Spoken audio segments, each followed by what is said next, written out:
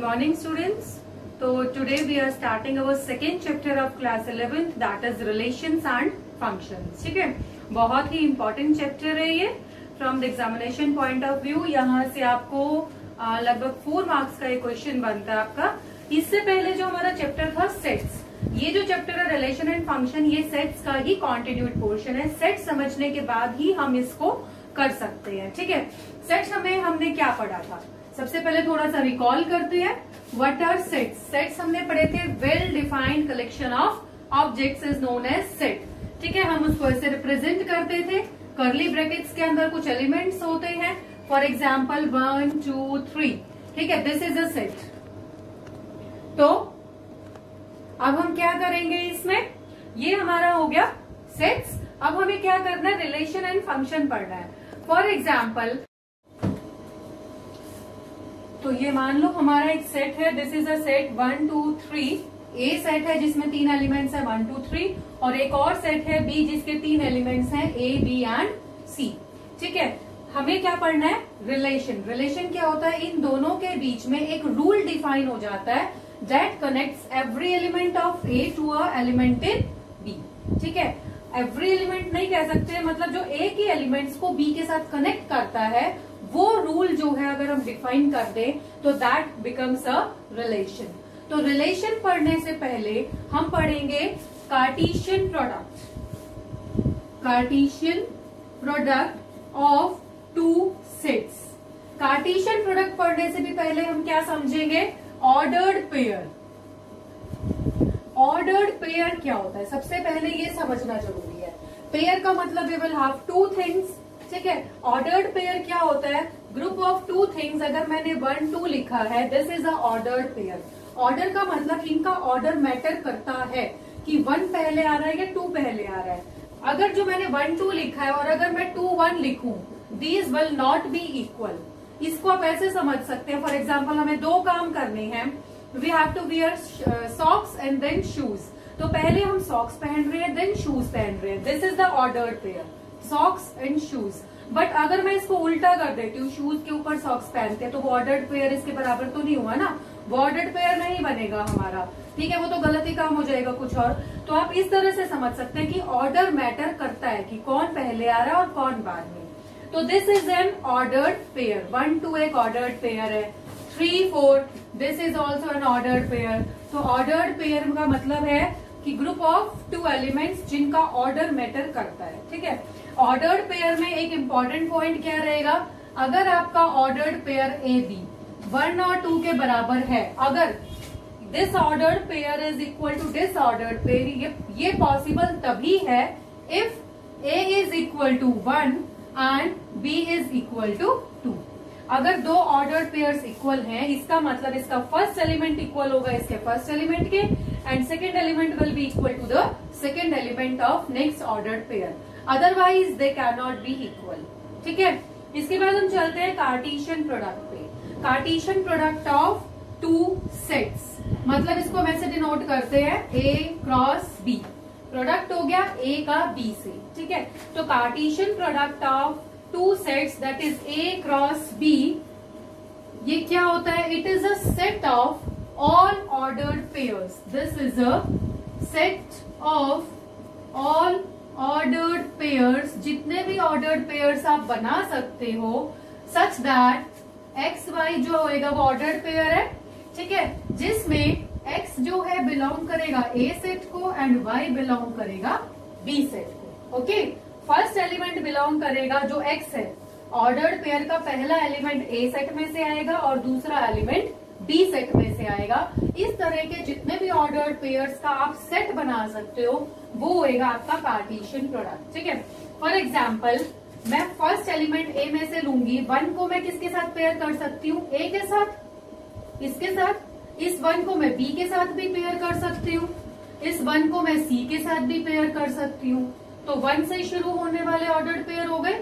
इसके बाद 2 से शुरू होने वाले, देखो 2 को मैं ए से पेयर कर सकती हूँ, उसके बाद 2 को बी से पेयर किया जा सकता है, 2 को सी से पेयर किया जा सकता है, देन 3 को ए से, 3A 3B एंड 3C. ये सारे के सारे क्या हो गए आपके ए क्रॉस बी के एलिमेंट्स हैं। ये सारे ऑर्डर्ड पेयर्स हैं। कितने हैं ये? 9। ठीक है, 9 ऑर्डर्ड पेयर्स हैं हमारे पास और ये एक सेट बन गया है। This is the Cartesian product of A cross B. ठीक है, इतना समझ में आ गया। अब मान लो ये हमारा, अगर इसमें से मैं कोई भी रिलेशन डिफाइन करती हूँ, अब हम थोड़ा सा रिलेशन के ऊपर चलते हैं। अगर मैं रिलेशन डिफाइन करती हूँ, रिलेशन का मतलब होता है एक ऐसा रूल जो ए से बी में जाएगा। मैंने ए में क्या लिया था? 1 2 3 और बी सेट था हमारा ए बी सी, इस तरह से था। ठीक है, अब मान लो रिलेशन है हमारा ए से बी में, रिलेशन आर मैं डिफाइन कर रही हूं ए टू बी, उसमें मेरे एक्स वाई एलिमेंट्स होंगे सच दैट जो हमारा एक्स होएगा start with an even number. ठीक है, जो एक्स होएगा will be an even number. तो ये मैंने ना रूल डिफाइन कर दिया कि मुझे जो रिलेशन है ना वो कैसा चाहिए। रिलेशन में ए से बी में डिफाइन कर रही हूं, उसमें वो ऑर्डर्ड पेयर्स चाहिए जो सिर्फ इवन नंबर से शुरू हो रहे हो। तो इवन नंबर से कौन से शुरू हो रहे हैं? ये वाले 2a 2b 2c। तो मेरा ये जो रिलेशन है इसमें आएगा 2a 2b एंड 2c। तो आपने देखा ये जो रिलेशन है ये इसी का पार्ट है। मैं जितने भी रिलेशन बना सकती हूँ ना ए से बी में, वो सारे इसी का सबसेट होंगे। कोई भी रिलेशन हो, ठीक है, all the relations will be subset of A cross B. ठीक है, तो हमारे पास यहाँ कितने एलिमेंट्स हैं? 9। 9 कैसे आते हैं? फॉर एग्जाम्पल ए सेट में मेरे पास n एलिमेंट्स हैं, बी सेट में आई हैव m एलिमेंट्स। तो number of elements in A cross B is equal to number of elements in A in number of elements in B. ठीक है, तो n into m elements आ जाएंगे मेरे पास। तो मेरे पास 3 and 3 थे, तो 3 3 जा 9 एलिमेंट्स मेरे पास आ चुके हैं। ठीक है, इसके बाद है नंबर ऑफ रिलेशंस मैं कितने डिफाइन कर सकती हूँ। नंबर ऑफ रिलेशन मेरे पास आएंगे 2 की पावर 9। ये जो 9 एलिमेंट्स है ना, ठीक है, 2 की पावर 9 रिलेशंस। देखो हमने ये किया था सेट वाले चैप्टर में कि अगर मेरे पास ये सेट है जिसमें मेरे पास 9 एलिमेंट्स हैं, तो मैं उसके कितने सबसेट बना सकती हूँ?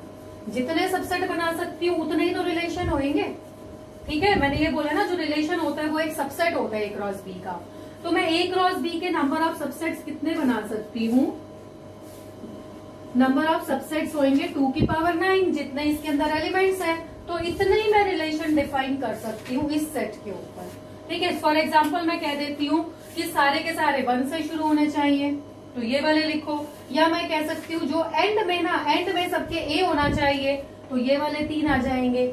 या मैं कह सकती हूँ सबके एंड में ना बी होना चाहिए, तो ये आ जाएगा। या फिर मैं कह सकती हूँ सबके स्टार्टिंग में ऑड नंबर होना चाहिए, तो 1 वाली लाइन आएगी और 3 वाली लाइन आएगी। कोई भी रिलेशन मैं डिफाइन कर सकती हूँ। ठीक है, तो ये तो बात रही आपकी रिलेशन की। कार्टेशियन प्रोडक्ट समझ में आ गया क्या होता है? ऑर्डर्ड, ये होता है set of all ordered pair जो हम ए से बी में बना सकते हैं।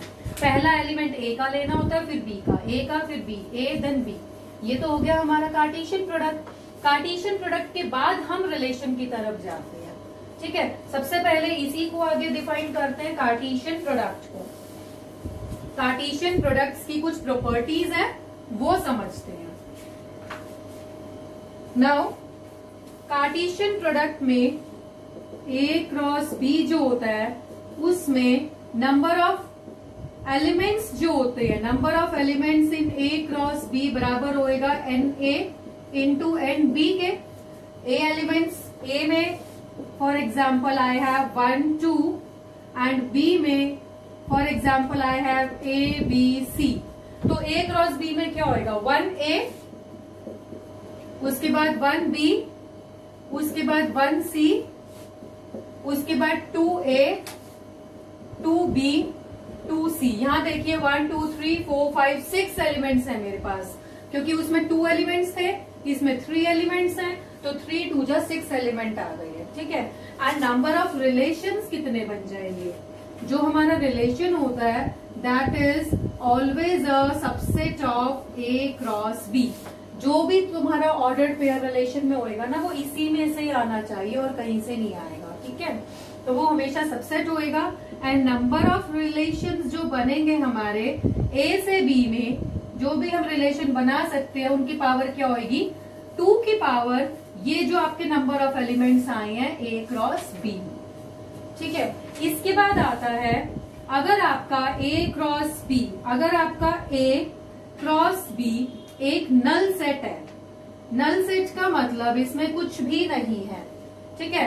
इसका मतलब क्या शो करता है, दिस इम्प्लाइज दैट या तो आपका ए जो है वो नल सेट है या जो है आपका बी नल सेट है। मतलब एक चीज है, either A is a null set और B is a null set, ठीक है। दोनों नहीं होंगे, या तो ए है या बी है या दोनों भी हो सकता है। फॉर एग्जाम्पल अगर ए आपका नल सेट है और इसको मैं, ये मेरा बी हो और मैं इसके साथ इसका रिलेशन बनाना चाहूं, तो वो तो बनेगा ही नहीं क्योंकि ये नल सेट है। इसका फर्स्ट एलिमेंट कहां से लाऊंगी, क्योंकि कार्टेशियन प्रोडक्ट में तो इसका एलिमेंट चाहिए होता है ना, फर्स्ट एलिमेंट ऑफ दिस फिर इसका एलिमेंट, ऐसे ही होता है ना, ठीक है।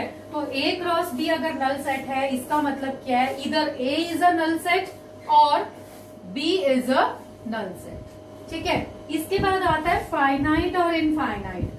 अगर सेट ए आपका इनफाइनाइट सेट है, for example set of natural numbers 1 2 3 4 चलता रहेगा, ठीक है। सेट बी आपका डिफाइंड है, फाइनाइट है, वो है आपका ए बी सी। अब मैं अगर ए क्रॉस बी करूंगी तो ये फाइनाइट बनेगा या इनफाइनाइट, ये भी आपका इनफाइनाइट बनेगा। क्यों बनेगा, क्योंकि इसके फर्स्ट एलिमेंट को 1 को इनसे किया, 1A 1B 1C, फिर 2A 2B 2C, 3A 3B 3C, तो चलता ही रहेगा नेचुरल नंबर्स अगर चलते रहेंगे तो, ठीक है। तो अगर ए और बी में से कोई भी इनफाइनाइट है तो ए क्रॉस बी भी इनफाइनाइट हो जाएगा। अगर दोनों फाइनाइट है तो ये फाइनाइट जाएगा, ठीक है। इतना समझ आ गया। इसके बाद हम चलते हैं, आपका फाइनाइट इनफाइनाइट हो गया है। Then we will do A cross order triplet. क्या होता है, जैसे हमने ए क्रॉस बी लिखा है ना, ऐसे ही ए क्रॉस, अगर हमारे पास ए क्रॉस ए अगर हम करना चाहें तो इसको हम क्या बोलते हैं, ऑर्डर्ड ट्रिपलेट, ठीक है। इसके आपके जो एलिमेंट्स होंगे वो किस फॉर्म के होंगे, ए बी सी की फॉर्म के। पहला एलिमेंट इस ए का, मतलब मान लो एक ए सेट है, उसमें मैंने नंबर लिए हैं 1 2 3, उसके बाद एक और ए सेट लिया 1 2 3, उसके बाद एक और ए सेट लिया 1 2 3। तो हमें इसके एलिमेंट्स जो होंगे ए क्रॉस ए के, वो ट्रिपलेट फॉर्म के होंगे, 3 एलिमेंट होंगे। एक एलिमेंट इसका, फिर अगला इसका और फिर अगला इसका, ठीक है। इस फॉर्म के हमारे ऑर्डर ट्रिपलेट्स बनेंगे। ओके, तो ये तो बात रही हमारी ऑर्डर ट्रिपलेट्स की, जिसमें ए जो है आपका फर्स्ट सेट को बिलोंग करता है। मान लो यहाँ पे ए क्रॉस ए की जगह ए क्रॉस बी क्रॉस सी होता, मतलब यहाँ पे 3 अलग अलग सेट होते मेरे ए बी सी। तो मैं क्या लिखती, पहला एलिमेंट ए में से आ रहा है, दूसरा एलिमेंट बी में से आएगा और तीसरा एलिमेंट सी में से आएगा, ठीक है। समझ में आ गया। तो these are the ordered triplets. इसके बाद आता है हमारा graphical representation of sets. Graphical representation of sets में हम क्या करते हैं, फॉर एग्जाम्पल यहाँ हम set graphical representation of A cross B, Cartesian product का ग्राफ कैसे बनाते हैं। यहाँ सेट ए है, यहाँ सेट बी है। फॉर एग्जाम्पल मेरे पास सेट ए में नंबर्स दिए हुए हैं 1 2 3 एंड 4, ठीक है। और सेट बी में मेरे पास एलिमेंट्स दिए हुए हैं 1 2 और 3।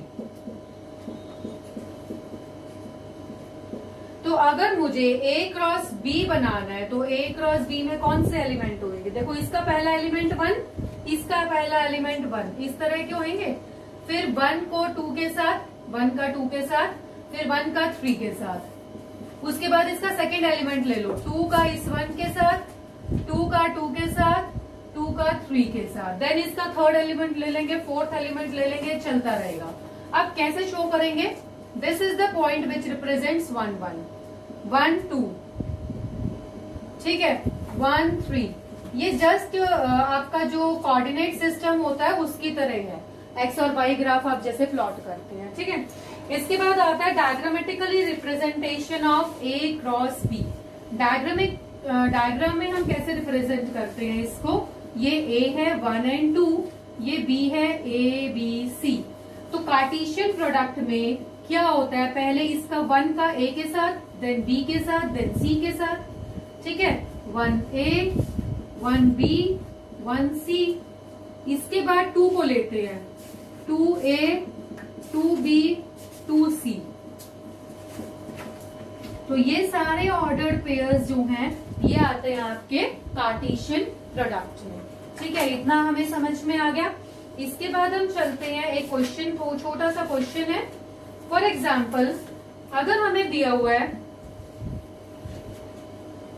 x plus 1 y minus 2, this is an ordered pair और ये बराबर दिया हुआ है 3 1 के।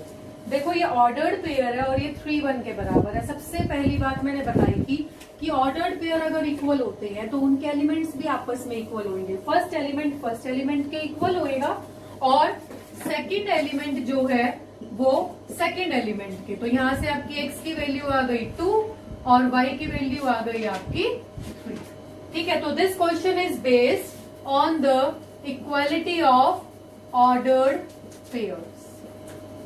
तो इतना तो समझ में आ गया होगा।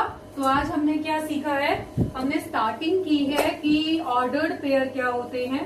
सेट से पहले हमने ऑर्डर्ड पेयर पढ़े, फिर उसके बाद हमने 2 सेट लिए ए और बी, उनका कार्टेशियन प्रोडक्ट सीखा, कार्टेशियन प्रोडक्ट की कुछ प्रॉपर्टीज सीखी कि कार्टेशियन प्रोडक्ट में कितने एलिमेंट्स होते हैं, उनको कैसे फॉर्म किया जाता है, ठीक है। तो आज यहीं तक करते हैं, नेक्स्ट वीडियो में हम क्वेश्चंस को कंटिन्यू करेंगे।